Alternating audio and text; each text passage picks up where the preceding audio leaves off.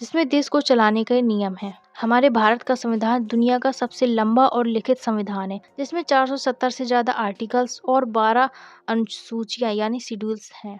और आप जानते हैं कि हमारे संविधान को लिखने में पूरे 2 साल 11 महीना और दोस्तों, अब आप सोचिए, अगर एक दिन सुबह उठकर आपको यह पता चले कि देश में कोई सरकार ही नहीं है। इसका मतलब यह है कि ना कोई पुलिस, ना कोई स्कूल, ना कोई अस्पताल और ना ही कोई कानून।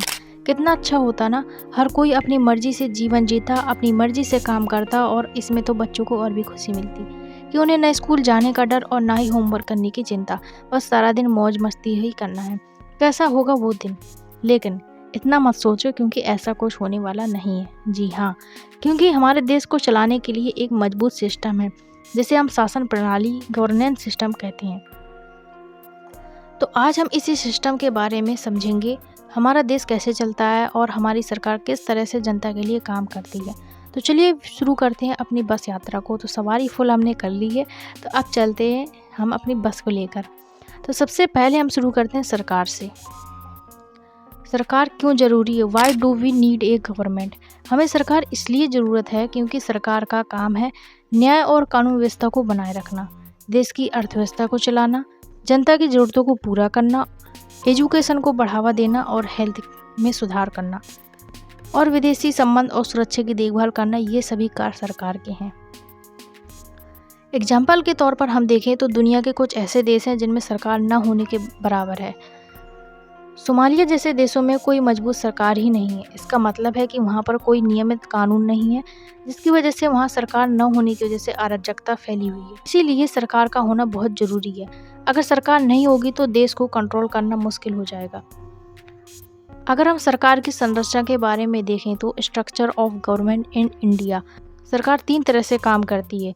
सेंट्रल गवर्नमेंट जो पूरे देश के लिए फैसले लेती है, स्टेट गवर्नमेंट जो हर राज्य के लिए फैसले लेती है, और तीसरा है हमारा लोकल गवर्नमेंट जो गांवों और शहरों की समस्याओं को हल करती है। जैसे भारत में 2.5 लाख से ज़्यादा पंचायतें और नगर पालिकाएँ हैं जो ज़मीनी स्तर पर प्रशासन का काम संभालती हैं। और इसी के ऊपर मैंने एक सेपरेट वीडियो भी बनाया है, जिसमें मैंने बताया है कि गांव या शहर का शासन कैसे चलता है। तो लिंक डिस्क्रिप्शन में है या आई बटन में, वहाँ से जाकर वीडियो को जरूर देख लें। अब मुझे आप ये बताओ कि आपके घर को कौन चलाता है और ऑफिस का काम कौन देखता है? ऑब्वियसली बात है कि घर को मम्मी या दादी संभालेंगी और ऑफिस या खेत के काम को दादाजी और या फिर पापा संभालेंगे। इसी प्रकार हमारा देश है। हमारा देश एक घर जैसा है, जिसे चलाने के लिए उसके 3 अंग होते हैं। ये 3 अंग हमारे पूरे देश को चलाते हैं, जिसे हम 3 पिलर्स ऑफ गवर्नमेंट भी कहते हैं। सबसे पहला पिलर है हमारा विधायिका, लेजिस्लेचर, जो पूरे देश के लिए कानून बनाने का काम करती है, जिसके अंदर आती है हमारी संसद, जिसमें 2 सदन होते हैं, लोकसभा प्लस राज्यसभा, और जिससे भारत में विधि बनती है। और भारत में अब तक 100 से ज़्यादा संवैधानिक संशोधन हो चुके हैं, जो सरकार को समय के साथ बदलते समाज के अनुसार ढालने में मदद करते हैं। ये सारा काम संसद करती है।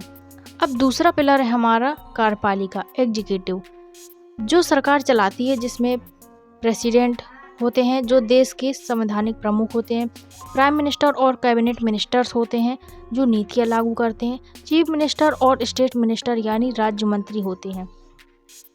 ये सब कार्यपालिका के अंतर्गत आते हैं। जैसे भारत में मुख्यमंत्रियों की नियुक्ति 1950 से हो रही है और अब तक 500 से ज़्यादा मुख्यमंत्री रह चुके हैं। अब हमारा तीसरा पिलर है न्यायपालिका, जुडिशरी।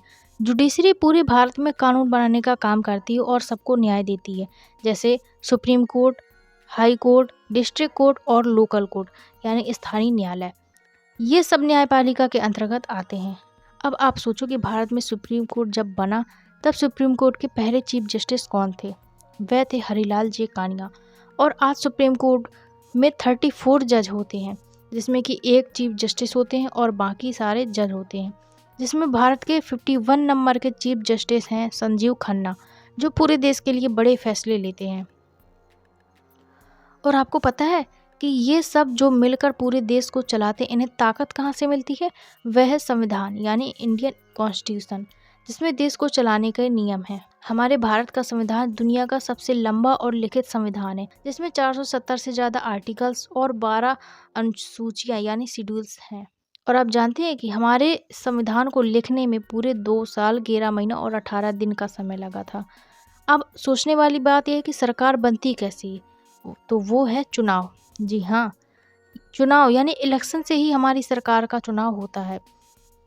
लोकसभा चुनाव हर 5 साल में होते हैं, विधानसभा राज्य स्तर पर होते हैं और स्थानीय निकायों के चुनाव भी। जैसा कि भारत में पहला आम चुनाव 1951 से 52 में हुआ था, जिसमें 36 करोड़ वोटर्स थे और आज ये संख्या 90 करोड़ से ज़्यादा हो चुकी है। अब ये समझते हैं कि सरकार हमारी आम जिंदगी को कैसे प्रभावित करती है। तो पहला है हमारा एजुकेशन। सरकार गवर्नमेंट स्कूल्स और कॉलेजेस खोलती है।